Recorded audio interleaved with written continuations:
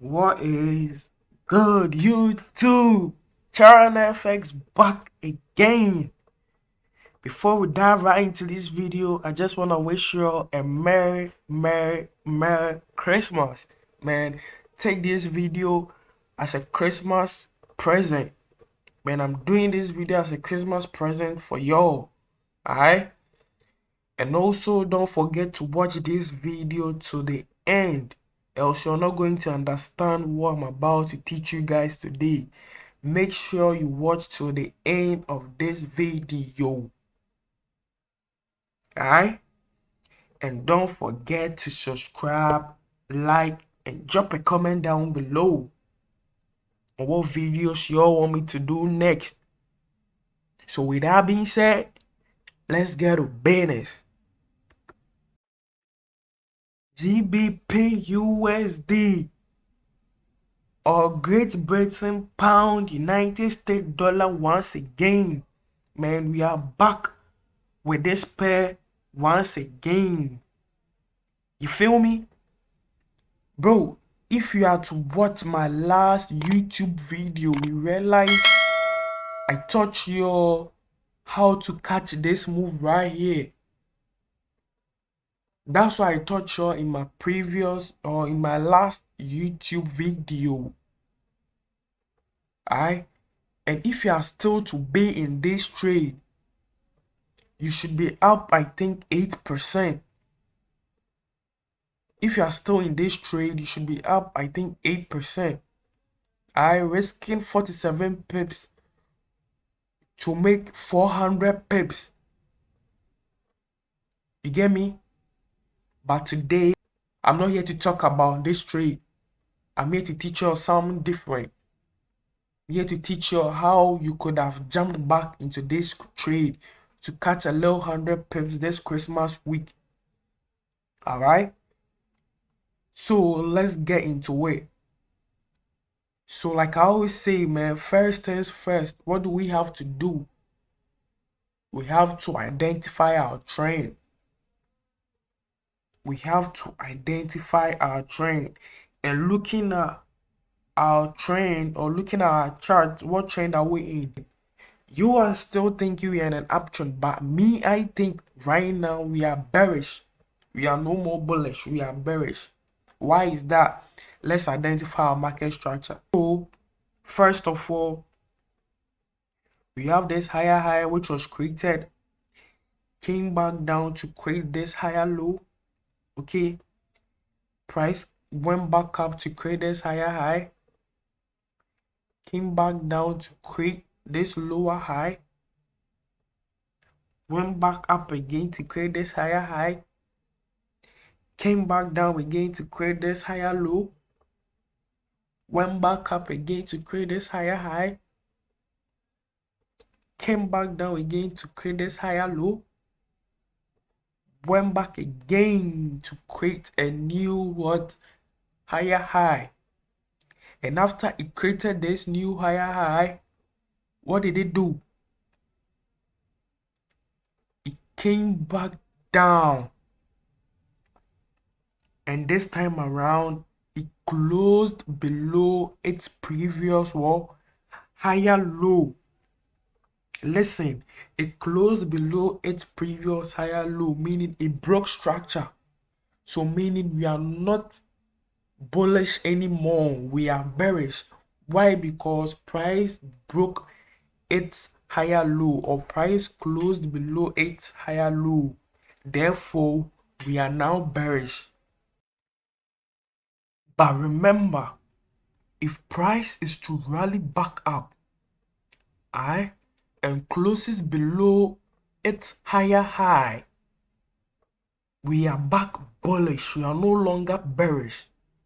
I repeat, if price is to rally back up, or if price can rally back up and close above and closes above its higher high, then we are back bullish, no more bearish. Okay, if price even comes back to wick that zone, we are not bullish, we are still bearish. We need a closure of a candlestick to confirm a change in trend or a change in structure or a break of structure. Okay, so till price breaks or till price closes above this higher high right here, we are still what? Bearish. Okay, so after price came back down and closed below its previous higher low, what did I do? Remember, its higher low or this higher low right here, this higher low right here is still serving as a wall, as a support. Remember, this higher low is serving as a support. So let's mark this. So let's mark our support. We drag from here right across to here. Alright. So what did I do? So I waited patiently. Alright. So after price broke below its higher low, what did I do? I waited patiently for it to retest its higher low, which is a support, as a resistance. I repeat, I waited for price to retest its higher low, which is a support, as a resistance. Okay, so after price retested it as a resistance, what did I do next? This is the retest. These three black candlesticks retested.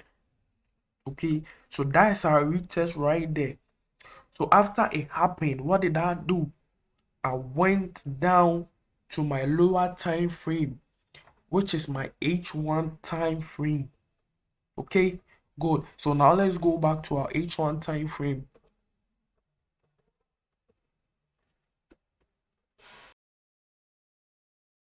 So coming down to our H1 time frame, alright, this is why I need your maximum attention. So please focus. Alright, don't even blink your eye. This is what I need your maximum attention. So first of all, let's identify our H1 market structure. Alright, so what price did was to create this lower high right here, continue to create this lower low. Alright, after it created this lower low, what did it do next? It went back up to create this lower high. Why is this a lower high? Because this low is lower than that of this low. Okay, it never went above it, it never closed above that wick, so it's still considered a lower high. After price created this lower high, what did it do next? It came down and created a higher low. Why a higher low? Because this low is higher than that of this low. Okay, so after this higher low was created, what did price do? Price finally created a higher high which broke above its lower high. So right here we can say price has changed structure on the H1 time frame. Okay, but that's not what we are focusing on. So let's get back to identifying our H1 structure. So after price created this higher high, what did it do next? It went ahead and created this higher low. Okay, price went ahead and created this higher low. After price created this higher low, what did it do next? It went ahead and created this higher high. Okay, price went ahead and created this higher high. After that, what did it do? It came back down, tried to create a higher low, but there's not a confirmed higher low because this higher low never led to the break of this higher high. Okay, this higher low right here never created a new higher high. What did it create? It created a double top. Okay, price created a double top.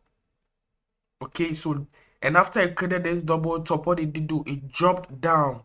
So this was the move that I taught in my previous video. So if you want details about how to catch this move, please watch my last video. Okay, so after price dropped down, what did it create? It created a new what? Lower what? It created a new lower low. Why is this a lower low? Because this low is lower than prices, or this low is lower than this higher low right here. Okay, so here we can say price has broken structure because this low is higher than, it's lower, sorry, it's lower than that of this low. Okay, good. So after price created this lower low, what did it do next? It went ahead and created a new lower high. Alright, price went ahead and created a new lower high. And what did it do? It went ahead and created a lower low, came back, created a lower high. Why? Because this wick or price number closed above this lower high. It just wicked, so it's not considered as a break of structure, or this is not considered as a higher low. It's still a lower low. So after price created this lower low, what did it do? It came back down and created a lower low. Okay, after it created this lower low, what did it do? It went back up, created a lower low. After it created this lower low, what did it do? It finally broke below our support and came back to what? Retest. What did I say price that it finally broke below our support, which is our H4 higher low, and they were and retested right here as a resistance. Okay, good. In case you don't understand what I did, go back and watch how I identify the H1 structures. Okay, so after price retested, after price broke below and retested our support as a resistance, what was I looking out for? Or what did I do next? All what I did was to wait, or all what I did, sorry, was take my Fibonacci tool and draw from point A to where? To point B. Where did I draw from? I drew from this lower high down to this lower low. Okay, and we can realize, and what we realize is when price retraced, or when price retested our support as our resistance, what area within the support, or what area within the support was retested, or the price retest. It retested our golden zone, our Fib or our Fibonacci golden zone, which is our 50 and 61.8 Fibonacci golden zone. So after price retested, what did it do next? So when price was approaching, or when price got into that zone, we realized there wasn't enough momentum. Okay, or the momentum, or the bullish momentum price used to retest that zone wasn't enough. It started reducing. How do I know it started reducing? Because price started creating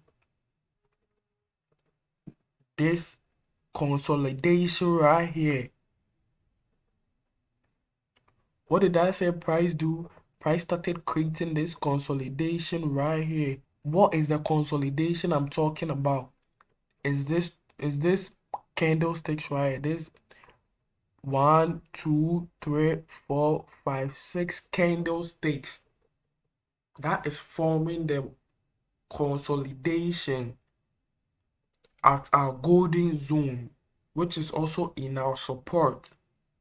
Okay, so now the consolidation is telling us there isn't enough bullish momentum. Okay, the consolidation is telling us there isn't enough momentum.